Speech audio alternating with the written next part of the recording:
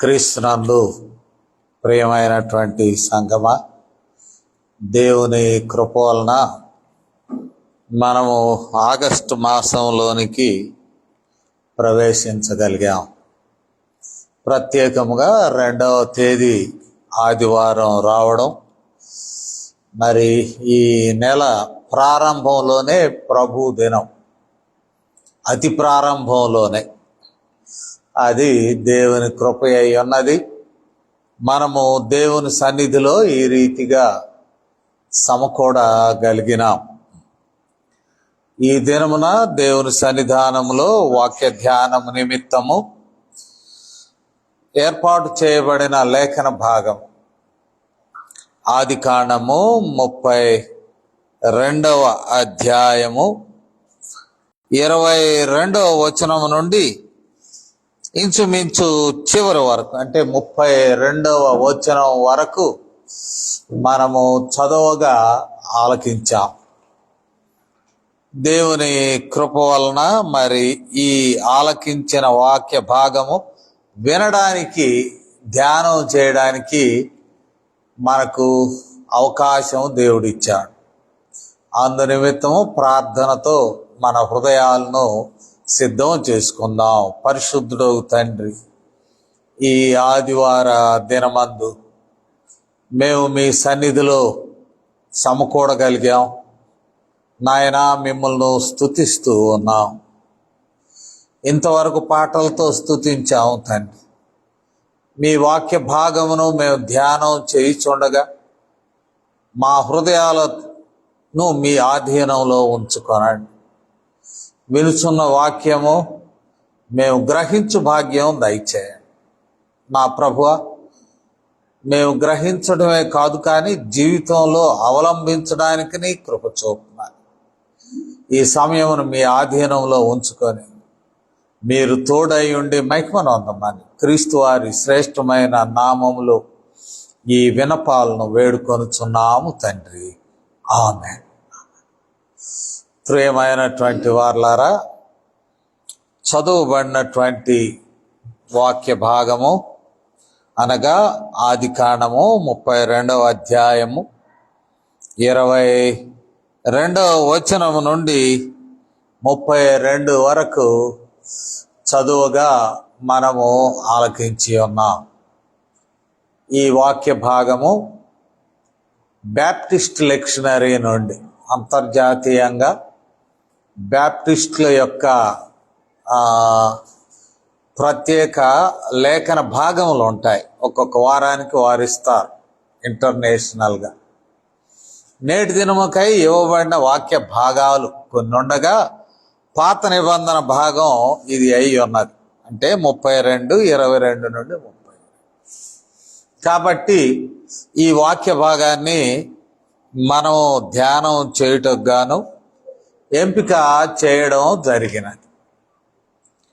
ఈ వాక్య భాగములో జరుగుతున్నటువంటి విషయం ఏమిటంటే, మనము చూసినటువంటిది అంటే గతంలో యాకోబు ఆయన తమ స్వజనం నుండి దూరమై వెళ్ళిపోయాడు.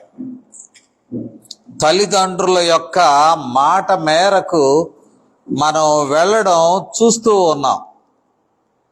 మనం చూసినట్లయితే ఈ విషయాలు ఆదికాండము 28వ అధ్యాయము నుండి మరి మనకు కనపడుతూ ఉంటాయి ఈ మాటలు. దానిలో 27వ అధ్యాయము 43వ వచనం, కాబట్టి నా కుమారుడా, నీవు నా మాట విని లేచి హారానులోనున్న నా సహోదరుడగు లాబాను నొద్దకు పారిపోయి నీ అన్న కోపము చల్లారు వరకు, అంటే హారాను వెళ్ళిపోమ్మని యాకోబును తల్లి మరి చెప్పడం మనం చూస్తాం.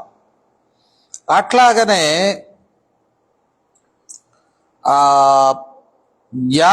ఇస్సాకు కూడా దీవించాడు. ఇస్సాకు యాకోబును దీవించి 28:6 పద్దనరాములో పెండ్లి చేసుకొని వచ్చుటకై అతన్ని అక్కడకు పంపెనని వింటాడు.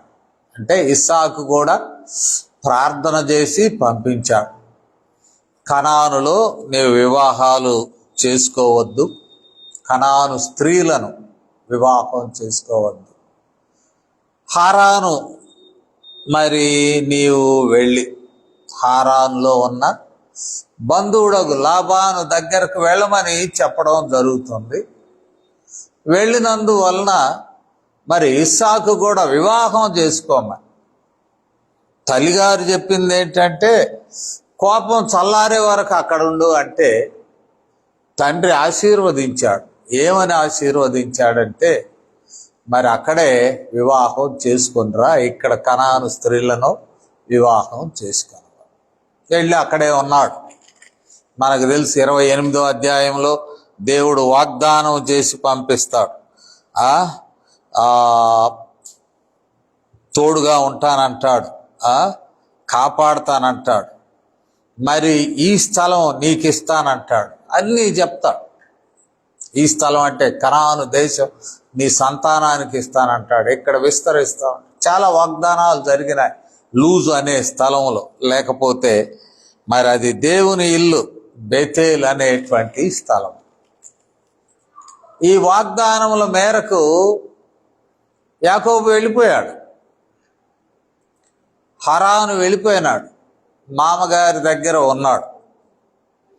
మనం గమనిస్తే మామగారి దగ్గర ఎంతకాలం ఉన్నాడు అనేటువంటిది మనకు కనబడుతూ ఉంటూ ఉన్నది.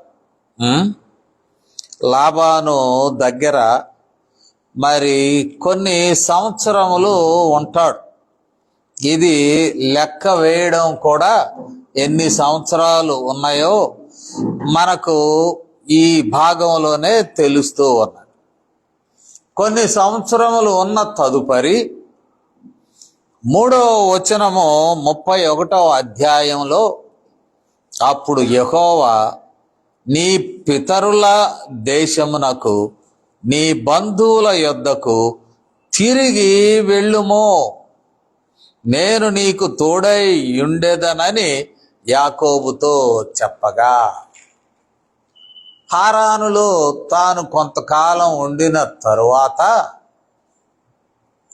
అటు పిమ్మట జరిగినటువంటి ప్రత్యేకతలు ఏమిటి అని అంటే, దేవుడు ఇక నువ్వు సొంతూరు బాయా, మామగారి దగ్గర గడిపిన సంవత్సరాలు చాలు, నీవు తిరిగి వెళ్ళిపో అని దేవుడు చెప్పినప్పుడు మామగారి దగ్గర సెటిల్మెంట్ చేసుకొని మరి ఏమేమి రావాల్సి ఉన్నదో భాగాలు వేసుకోవడం, అవి పంచుకోవడం, ఇవన్నీ మనము గమనిస్తాం. వారన్నీ పంచుకొని బయలుదేరి చివరకు లాబాను వారిని ఆశీర్వదించి పంపుతాడు. 55వ వచనం 31వ అధ్యాయం 55వ వచనం. తెల్లవారినప్పుడు లాబాను లేచి తన కుమారులను తన కుమార్తెలను ముద్దు పెట్టుకొని వారిని దీవించి బయలుదేరి తన ఊరికి వెళ్ళిపోయాడు. అయిపోయింది. Farewell from Laban. లాబాను వారికి వీడ్కోలు పలికాడు. మొన్న సంవత్సరం ఉన్నాడు, ఊడిగం చేశాడు. మరి ఊడిగం చేశాక ఇక విడుదల, దేవుడే పొమ్మన్నాడు, వద్దులే ఇంక నువ్వు మీ ఊరు వెళ్ళిపో, మీ దేశం వెళ్ళిపో. బయలుదేరాడు. బయలుదేరి వస్తూ మనము చూసినట్లయితే ఇక్కడ 22వ వచనం నుంచి మనం చదువుకున్నాం కదా. ఆ రాత్రి అతడు లేచి తన 2 భార్యలను, తన 2 దాసీలను, తన 11 మంది పిల్లలను తీసుకొని యబ్బోకు రేవు దాటిపోయాను. సో ఇక్కడ జరిగినటువంటి సన్నివేశాలు ఏంటంటే, యాకోబు ఏశావుకు భయపడ్డాడు. చీటింగ్ జరిగింది, జ్యేష్ఠత్వపు హక్కు తీసుకున్నాను కాబట్టి ఏశావుకి బాగా కోపం ఉంటుంది, వెళ్ళగానే ఆయన నన్ను సంహరిస్తాడేమో ఏం కథో. కావున ఈ సమయంలో ఏశావుతో సమాధాన పడాల, ఏదో ఒక రకంగా ఏశావుకు చల్లబుచ్చాలి. వేడి మీద ఉంటాడు, కోపం మీద ఉంటాడని కొన్ని కానుకలను తీసి పంపుతాడు.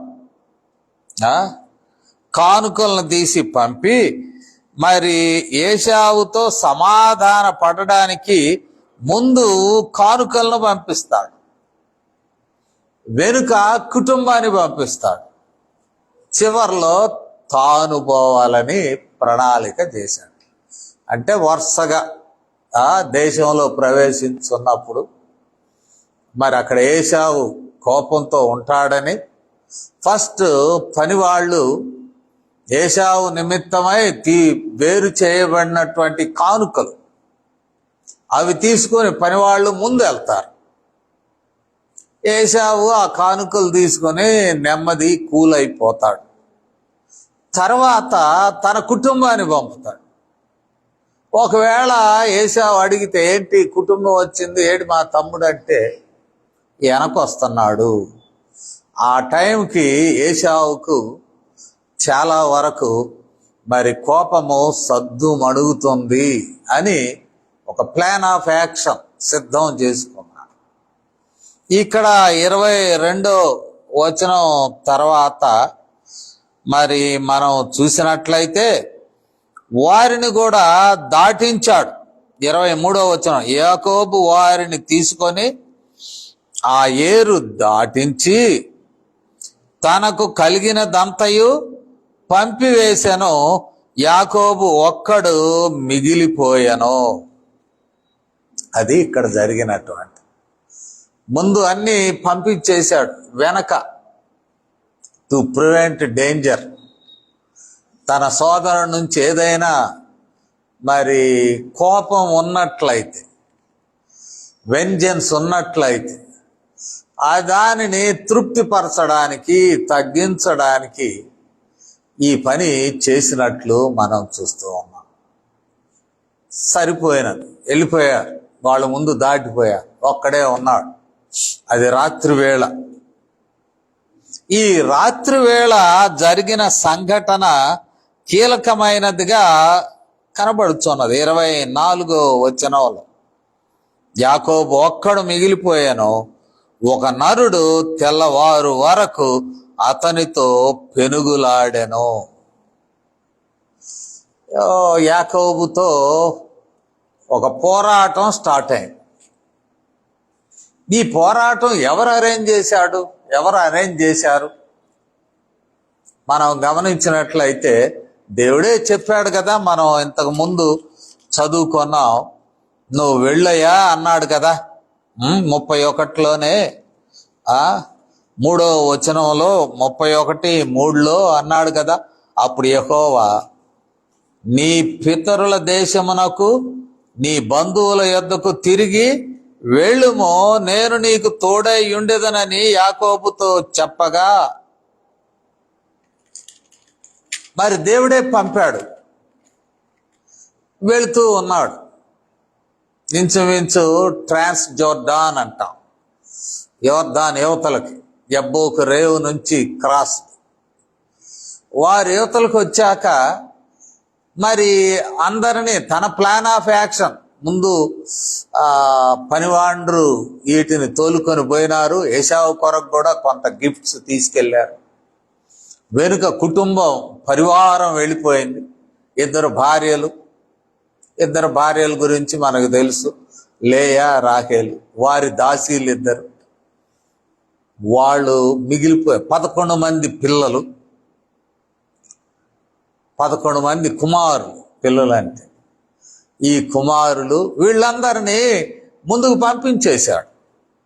ఇక వాగ్దాన దేశంలో దేవుడు చెప్పినట్లు నీకు తోడై ఉంటాను వెళ్ళు అన్నాడు కదా. వాగ్దాన దేశమునకు ఎంట్రీ అయినాడు. ఎట్ ఎంట్రీ పాయింట్ ఒక్కడు మిగిలిపోయినాడు. ఒక పోరాటం స్టార్ట్ అయింది. హీ వాజ్ అలోన్, ఒక్కడే మిగిలిపోయాడు. పోరాటం స్టార్ట్ అయింది. ఒక నరుడు వచ్చి అంటాడు, ఒక నరుడు.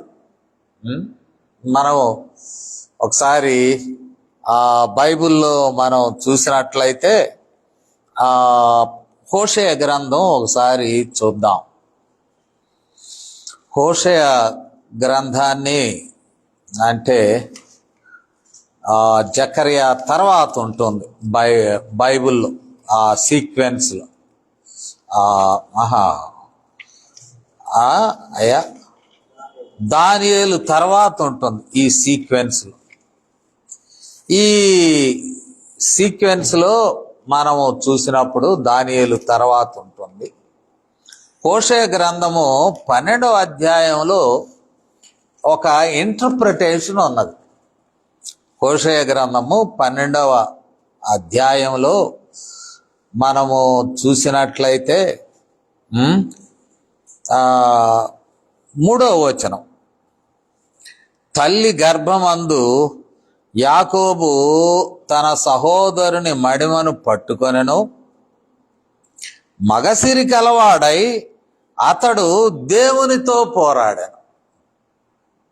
ద నెక్స్ట్ లైన్, అతడు దూతతో పోరాడి జయమొందాను.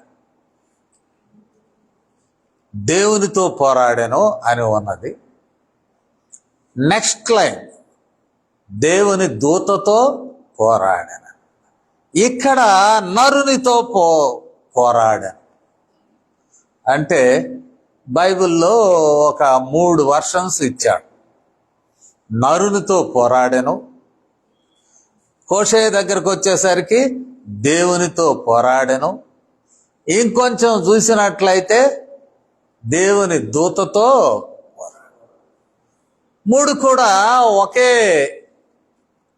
అర్థాన్ని ఇస్తున్నదని మనం తెలుసుకోవాలి. అంటే అక్కడ యెహోవాతో పోరాడాను, లేక యెహోవా పక్షంగా దూతల్లో ఒకరు పోరాడారా?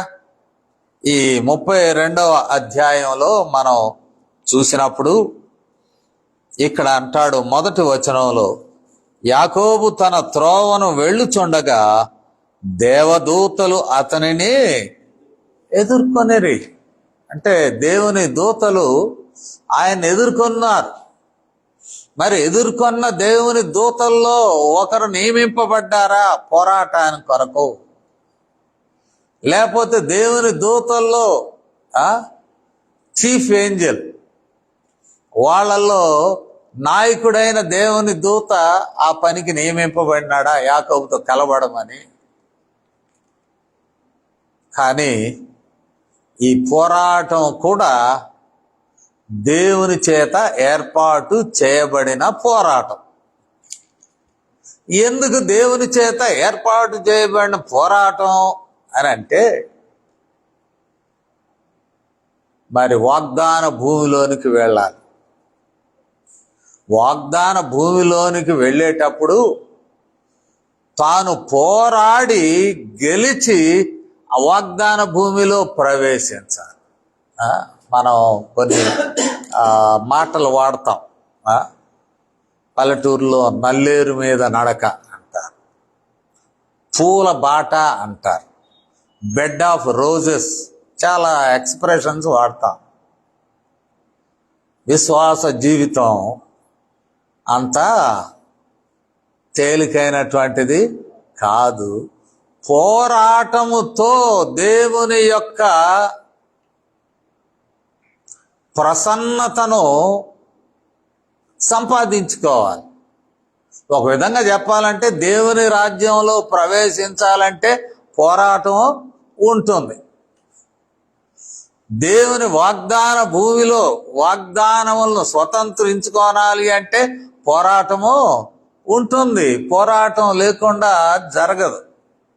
అందుకనే పోరాటం విషయం మనం తెలుసుకోవాలి. దేవుడు అనుమతిస్తున్నాడు. ఈ పోరాటాన్ని దేవుడే ఆర్గనైజ్ చేశాడు. ఒక విధంగా చెప్పాలంటే దేవునితోనే పోరాడాను, దూతతో పోరాడాను, నరుడితో పోరాడాను. సో ఈ రెజ్లింగ్ అనేటువంటిది, పోరాటం అనేటువంటిది దేవుడే యాకోబుకు ఏర్పాటు చేశాడు.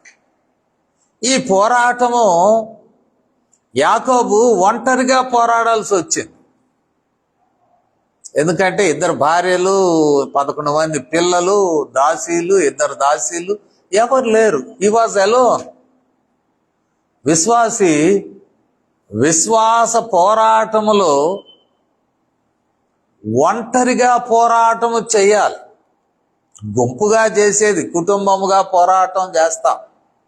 యాజ్ ఫ్యామిలీ మనము మరి దేవుడు పోరాటం పెట్టినప్పుడు పోరాటం చేస్తాం. కానీ ఇక్కడ ఫ్యామిలీని వేరు చేశాడు దేవుడు, ముందుకు పంపించాడు. Jacob was alone. యాకోబులో దేవుడు అనుగ్రహించిన వాగ్దానం లేక రెన్యూ చేసిన వాగ్దానం, అబ్రహాముతో చేసిన వాగ్దానములు యాకోబులో అవి మరలా రెన్యువల్ జరిగినాయి. రెన్యూ చేసినప్పుడు ఆ వాగ్దానములకు రిసీవర్ యాకోబే. యాకోబు నుండి కుటుంబము వాగ్దానములను స్వతంత్రించుకొనుచు ఉన్నది. ఇవి ప్రత్యేకం కాబట్టి యాకోబే పోరాటం చేయాల్సిందే. యాకోబు పోరాటం చేసి గెలిచి తన కుటుంబానికి, తదుపరి జనాంగానికి ఆ పోరాట ఫలితాలు అందించాల్సిందే.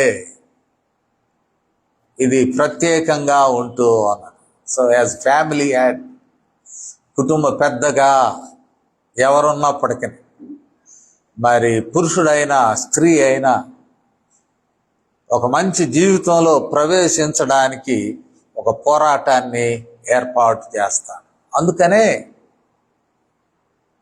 యేసు ప్రభు వారిని అడుగుతారు పరలోక రాజ్య ప్రవేశాన్ని గురించి. ఎవరు ప్రవేశిస్తారు అంటే ఆయన అంటాడు, ఇరుకు మార్గమున పోరాడడానికి మీరు సిద్ధపడండి, ప్రయత్నం చేయండి. ఇరుకు మార్గములో ప్రయాణం చేయండి. ఇరుకు మార్గములో ప్రయాణం చేయడానికి పోరాడండి. యేసుప్రభు వారు కూడా అంటాడు, పరలోక రాజ్యములో చేరాలి అని అంటే ఇరుకు మార్గములో ప్రవేశింప పోరాడుడి. అది అక్కడ రాయబడి ఉంది. ఇక్కడ యాకోబు కూడా వాగ్దాన దేశం ఎంట్రీలోకి వచ్చాడు. ఎంట్రీలోకి వచ్చినప్పుడు వాగ్దాన దేశంలో ప్రవేశింపనై ఉన్నప్పుడు మరి పోరాటం దేవుడు ఏర్పాటు చేశారు. God has provided an opportunity to wrestle with. ఒక అవకాశం దేవుడే ఏర్పాటు చేశాడు, ఇస్తాడు. కొన్నిసార్లు ఈ అవకాశము సాతానుడికి కూడా ఇవ్వబడతాడు. యోబు విషయంలో మరి సాతానుడు అనుమతి పొందాడు. నువ్వు ప్రాణాన్ని మాత్రం నీవు తాకటానికి లేదు యోబుది సాతానుడా, మిగతా విషయాల్లో నీవు ఆయనకు శ్రమ పెట్టు, it is granted to you. సాతానుడు శ్రమ పెట్టాడు. కానీ యోబు గెలిచాడు. ఆ పోరాటంలో గెలిచాడు, ఆశీర్వదింపబడ్డాడు. మరి ఇక్కడైతే దేవుడే పోరాటాన్ని ఆర్గనైజ్ చేశాడు, దేవుడే ఇచ్చాడు. దీనిని మనము మరి యాకోబు పర్స్పెక్టివ్లో మనం గ్రహించాలి. ఎందుకంటే ఎంతవరకు పోరాడాడు అని మనం చూసినట్లయితే, చెప్పబడినటువంటి మాట మనం చూసినప్పుడు ఎంతవరకు 26వ వచనంలో తెల్లవారుచున్నది అంటాడు. తెల్లవారితే ఏమవుతుంది? ఎవరు పోరాడుతున్నారో ఆ వ్యక్తి యొక్క ముఖం కనపడుద్ది. పోరాడుచున్న వ్యక్తి యొక్క ముఖం కనపడుతుంది వెలుతుర్లు. ఒకవేళ దేవుడై ఉంటే మనుషుడు ఆయన ముఖం చూచి బ్రతుకడు. మనము నిర్గమకాండము 33:20 చూసినట్లయితే ఇక్కడ ఒక మాట ఉంటుంది. నిర్గమకాండం ప్రక్కనే ఉంటుంది, ఆదికాండం ప్రక్కనే. 33కు వెళదాం. 33కు వెళ్ళి మరి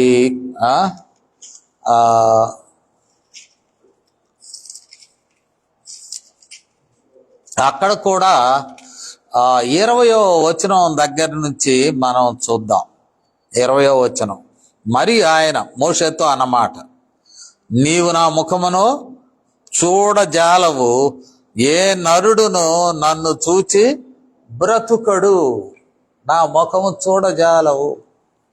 మరి యాకోబు తెల్లారితే పోరాడుచున్నటువంటి నరుడో దూతో దేవుడో ఆయన ముఖం కనపడుతుంది. కాబట్టి this wrestling took place all through the night. మరి యాకోబు పోరాడడానికి ఒక మానవుడిగా పోరాట పటిమాను ఇచ్చినది ఎవరు? పోరాడుతున్న దేవుడే. యాకోబుకు పోరాడే శక్తిని ఇచ్చినది ఎవరు అంటే దేవుడే. ఇది విచిత్రమైన సన్నివేశం. పోరాడుతున్నది హోషియా ప్రకారం చూస్తే దేవునితో పోరాడెను అని అన్నది. పోరాడుతున్న దేవుడే. పోరాటంలో యాకోబుకు శక్తినిచ్చినది దేవుడే. నేను నీకు తోడుగా ఉంటాను ఎలవయ్యా అన్నాడు కదా అంతకుముందే 31వ అధ్యాయంలో. నేను నీకు తోడై ఉండేదనని యాకోబుతో చెప్పగా, నేను నీకు తోడుగా ఉంటాను అని యాకోబుతో చెప్పాడు. కాబట్టి పోరాటంలో యాకోబుకు తోడుగా ఉన్నది దేవుడే. పోరాటాన్ని ఆర్గనైజ్ చేస్తున్నది, ఎగ్జిక్యూట్ చేస్తుంది దేవుడే. రెండు వైపుల దేవుడే. ఇది విచిత్రం కదా మన జీవితాల్లో జరిగే ప్రత్యేకత. God gives an opportunity to fight and win. విశ్వాస పోరాటం చేయడానికి, గెలవడానికి దేవుడు అవకాశము ఇస్తాడు. మనం చూస్తాం కదా మత్తయి 4లో మరియు లూకా 4లో 2 చోట్ల కూడా మనం గమనించినట్లయితే శోధింపబడ్డానికి ఎవరు తీసుకెళ్లారు యేసు ప్రభు వారిని? శోధింపబడటానికి 4వ అధ్యాయం మత్తయి సువార్త 1వ వచనం. అప్పుడు యేసు అపవాది చేత శోధింపబడుటకు ఆత్మ వలన అరణ్యమునకు కొనుగోవాడు. అంటే ఆర్గనైజ్ చేసినది పరిశుద్ధాత్మ దేవుడే. ఇక్కడ అపవాది శోధిస్తున్నాడు, కానీ అక్కడ దేవుడే శోధిస్తూ ఉన్నాడు. ఇక్కడ కూడా శోధనకు గురి కావడానికి మరి దేవుని ఆత్మే యేసు ప్రభు వారిని లీడ్ చేశాడు. కాబట్టి మనకొచ్చేటువంటి పోరాటములు దేవునికి తెలియనివి కావు. అది వాస్తవము. యాకోబుకు నేను తోడుగా ఉన్నాను అని అన్నాడు. మరి తెల్లారులు కలబడుతుంటే దేవుడు తోడుగా ఉన్నట్లే. యాకోబుకు ఆ శక్తి ఇచ్చినది దేవుడే. దేవుడు తోడై ఉన్నాడు. పోరాడాడు ఆ నరుడితో, లేక దేవునితో, లేక దేవుని దూతతో. ఎక్స్ప్రెషన్స్ ఏమై ఉన్నప్పటికీ దేవునితోనే పోరాడుతున్నాడు. ఇటువైపు దేవుడే, అటువైపు దేవుడే. కానీ యాకోబుకు ఆ శక్తిని ఇచ్చాడు. ఈ హోలీలా వాగ్దాన భూమి, ప్రామిస్ ల్యాండ్ లేక ప్రామిస్డ్ ల్యాండ్, వాగ్దానం చేయబడిన భూభాగంలో ప్రవేశించడానికి ముందు ఈ పోరాటము ఏర్పాటు చేయబడినది. ఎప్పుడైనా మనం మరి దేవుని యొక్క ఆశీర్వాదాలలోనికి మనం ప్రవేశించేటప్పుడు దేవుడు మనకు పోరాటమును ముందు ఉంచుతాడు. ఈ పోరాటములో మనం నిలబడాలి. పోరాడే శక్తిని దేవుడే మనకు ఇస్తాడు. కావున ఈ పోరాటంలో నిలబడి పోరాడితే మనకు అవతల వైపు వాగ్దానం, ఆశీర్వాదములు మనకు అనుగ్రహింపబడతాయి.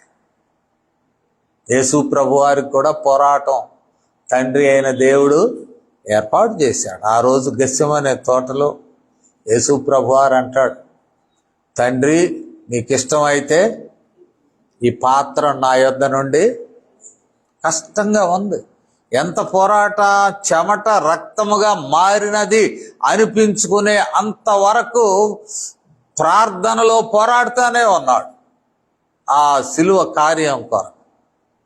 చివరికి అన్నాడు, తండ్రి ఇది తొలగించరాదా ఈ పోరాటాన్ని? అయినా నీ ఇష్టమే, ఐ విల్ ఎంటర్, ఈ పోరాటంలో నేను ప్రవేశిస్తాను. తండ్రికి ఇష్టం. ఎందుకంటే మన పక్షంగా యేసు ప్రభువారు పోరాటం చేయడం, మరణముతో సిలువతో ఆయన పోరాటం చేయడం, మన పాపమును ఆయనపై వేసుకొని ఆయన పోరాటం చేయడం, మన పాప ఫలితంగా వచ్చిన మరణాన్ని ఆయన ఆస్వాదించి మరణంపై కూడా విజయం సాధించడం తండ్రి ఇష్టపూర్వకముగా అనుగ్రహించిన ఒక బాధ్యత. ఆ బాధ్యతను ఆయన నిర్వర్తించాడు. అది పూర్తయ్యాక తండ్రి వద్దకు వెళ్ళిపోయినాడు, కుడి పార్శ్వమున ఉన్నాడు. ఆయన మరి తండ్రితో సమానముగా హెచ్చింపబడినాడు. ఈ పోరాటం తరువాత, ఆఫ్టర్ ద క్రాస్, మనం అంటాం థియాలజీ ఆఫ్ గ్లోరీ అని అంటారు. మహిమ పరచడం, మహిమ పరవడం. సిలువ లేకుండా మహిమ లేదంటారు. మనం మహిమను గురించి ఎన్నిసార్లు బోధ చేసుకున్నా, నీవు ప్రకాశిస్తావు, గొప్పవాడవుతావు, నీవు అది అవుతావు, ఇది అవుతావు అని కొన్నిసార్లు వాగ్దానంలో కూడిన ప్రసంగాలు వినపడుతూ ఉంటాయి. కానీ మనం గ్రహించవలసినది, సిలువ లేనిదే మహిమ లేదు. సిలువ ముందు వస్తుంది, ఆ పోరాటం వస్తుంది, తన కుమారుడికే ఇచ్చాడు అవకాశం. ఇక్కడ ఇశ్రాయేలు రాజ్యమునకు మూల పురుషుడైన యాకోబుకి పోరాటం అరేంజ్ చేయబడినది. ఈ పోరాటంలోనే ఇశ్రాయేలీల దీవెన ఇమిడి ఉన్నది. యాకోబు ఆ రోజున పోరాడకపోయినట్లయితే, అబ్బో ఈ పోరాటం వద్దు ప్రభువా, నేను పారిపోతానంటే, నువ్వు వాగ్దాన భూమిలోకి వెళ్ళబాకయా, నువ్వు మళ్ళీ వెనక్కిపో అరణ్యంలోకి అనేవాడు. కానీ ఆ పోరాటము ఇశ్రాయేలీలందరి నిమిత్తమై యాకోబు చేత పోరాటం జరిగించాడు. తెల్లారింది, బాగా గట్టి పోరాటం చేశాడు. తెల్లవారితే అవతల కలబడే మనిషి మరి కనపడతాడు. అప్పుడు అంటాడు, ఆయా ఇక నన్ను వదిలిపెట్టరాదా? అప్పటికే తొడ మీద దెబ్బ వేస్తాడు, తొడగూటి. మనం చూసినట్లయితే 25వ వచనములు, తొడగూటి మీద ఒక దెబ్బ వేస్తాడు, స్మిటన్, కొట్టెను. ఓవర్ కలబడుతున్నాడని ఇప్పుడు ఏం చేస్తాడని తొడగూటి మీద కొట్టాడు. గూడు మరి వసిలెను, డిస్లొకేషన్ అయిందేమో, గూడు వసిలెను అని ఉన్నది. మరి గూడు వసిలినా కూడా వదిలిపెట్టడం వల్ల, గూడు వసిలినా కూడా పోరాటం చేస్తూనే ఉన్నాడు. అప్పుడు అడిగాడు, రిక్వెస్ట్, ఇంకొదిలేవయ్యా, పోరాటం అయిపోయింది.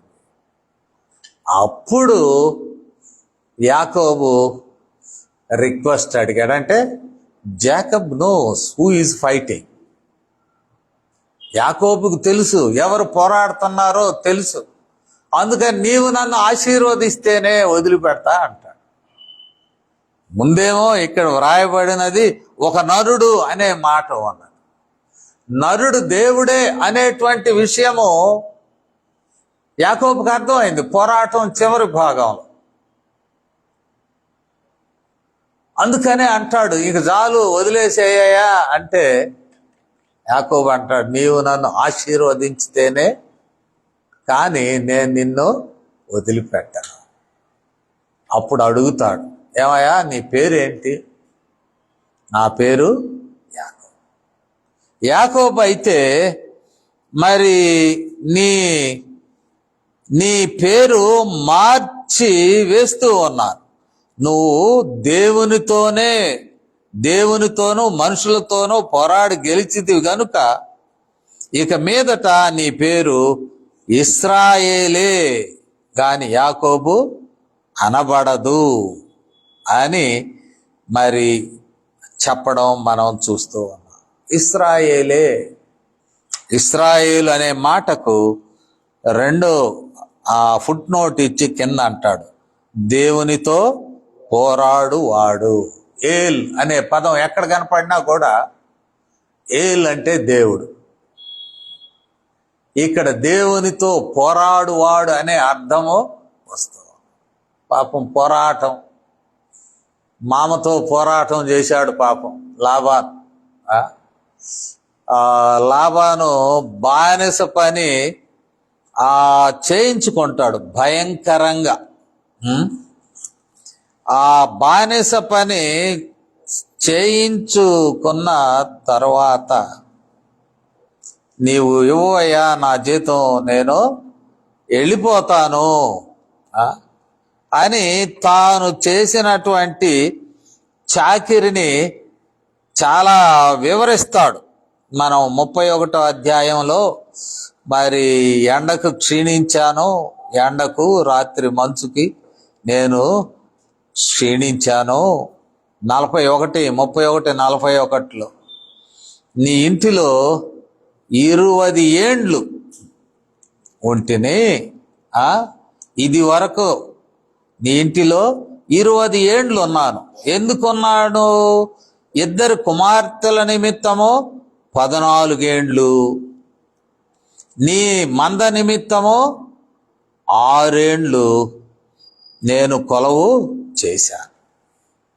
14, 6, 20 ఏళ్ళు.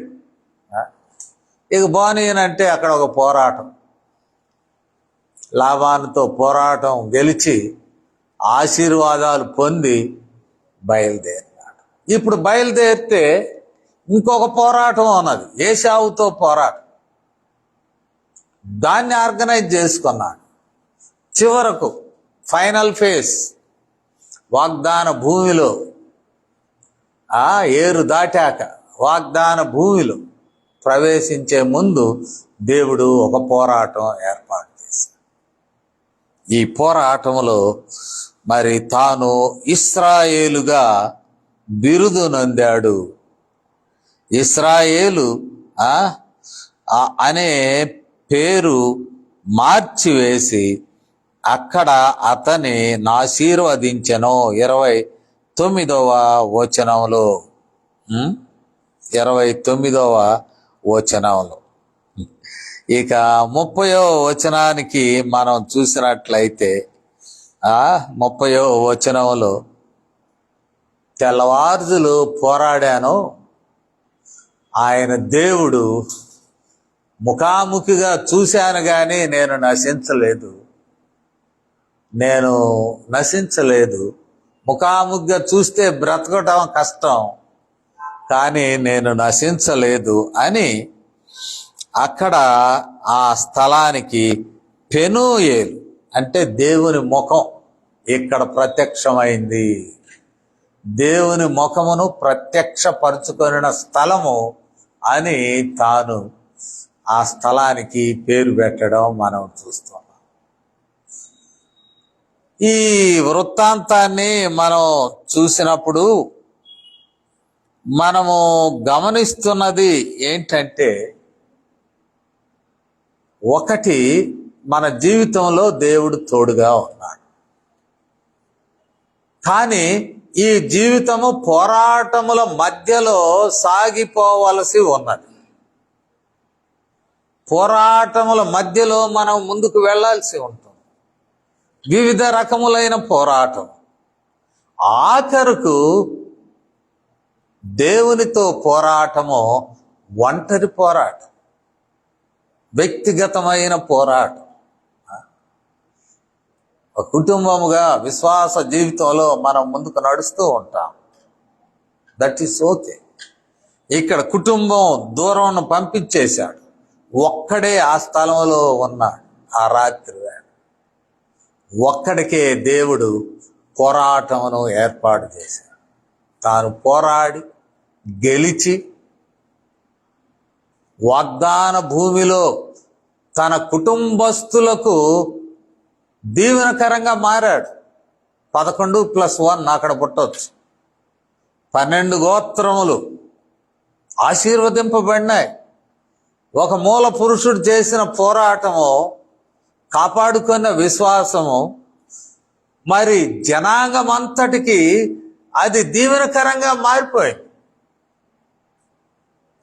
కావున నేను జ్ఞాపకం చేస్తున్నాను, మనం మన జీవితంలో పోరాటమునకు ఒంటరిగా మనము అవకాశం పొందినప్పటికీ ఆ పోరాటం ఫలములు మన కుటుంబమునకు, మన జనాంగమునకు పోరాట ఫలములు అందించబడతాయి. మనకు ఒక పోరాటం దేవుడు ఏర్పాటు చేశాడు అని అంటే ఆశీర్వదించడానికి చేసినట్లే. ఎప్పుడు కొన్నిసార్లు అనుకుంటాం, నేను ఒక్కదాన్నే కుటుంబ జీవితాలు అనుకుంటారు, నన్ను ఎవరు అర్థం చేసుకోవట్లేదు, పోరాటం నేనే పోరాడుతున్నాను. అర్థం చేసుకునే విషయాలు ఉన్నాయి, కానీ విశ్వాస విషయాల్లో దేవుని అర్థం చేసుకోవాలి, దేవునితో పోరాడాలి.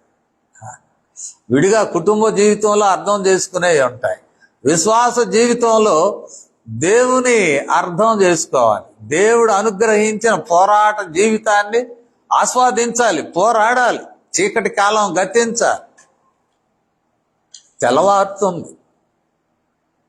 జీవితంలో వాగ్దాన భూమిలో ప్రవేశము దొరుకుతూ ఉన్నది. అట్టి స్థితిలో దేవుడు మనలను ఆశీర్వదించునుగాక. ప్రభు అయిన యేసు క్రీస్తు వారు కూడా మన పోరాటాన్ని ఆయన మీద వేసుకున్నాడు. ఇక్కడ యాకోబు ఇశ్రాయేలీలందరి దీవెన నిమిత్తమై మూల పురుషుడుగా తాను పోరాడాడు. మరి యేసుక్రీస్తు వారు సర్వలోకములో ఉన్న సర్వజనాలకు ఆశీర్వాదాలు ఇవ్వడానికి తాను శిలువ మీద పోరాడాడు. తానొక్కడే అంటాడు కదా, బాప్తిసం ఇచ్చి యోహాను, ఇదిగో లోక పాపమును, లోకమంతటి పాపాన్ని పాపం యేసు ప్రభు వారి మీద తండ్రి వేస్తే అది తాను భరించి పోరాడి విజయాన్ని సాధించి మనకు దీవెనలను ఆయన ప్రసాదిస్తూ ఉన్నాడు. ఇది మనకు పరిశుద్ధ గ్రంథంలో ఇవ్వబడిన పోరాటములు. ఒకప్పుడు యాకోబు పోరాడి ఇశ్రాయేలీలకందరికీ విజయాన్ని ఏర్పాటు చేస్తే ఆ వాగ్దాన ఫలములు ఇశ్రాయేలీలకందరికీ అనుగ్రహిస్తే యేసుక్రీస్తు వారు పోరాడి శిలువ మీద మనకందరికీ ఆ ఫలములను ఆయన అందిస్తున్నాడు. దానిలో రక్షణ కీలకమైనది, మనకివ్వబడిన క్షమాపణ కీలకమైనది, మన నుండి తొలగింపబడిన శాపము కీలకమైనది, దేవుని రాజ్య వారసత్వము కీలకమైనదిగా మనము చూడవచ్చును. దేవుడి మాటలు మన వినికిడిలో ఆశీర్వదించునుగాక. ప్రార్థన చేస్తాను. కృపగలిగిన తండ్రి, మాతో మాట్లాడినందుకు వందనం. యాకోబు తాను పోరాడి ప్రభువా దేవునితోనే పోరాడను అనే భావం హోషేయ ప్రవక్త ద్వారా మేము విన్నాము. మా తండ్రి తుదకు యాకోబు కూడా గ్రహిస్తాడు తాను పోరాడినది దేవుడే అని. అట్టి పోరాటము నుండి యాకోబుకు వాగ్దాన భూమిలో ప్రవేశం ఇచ్చావు తండ్రి.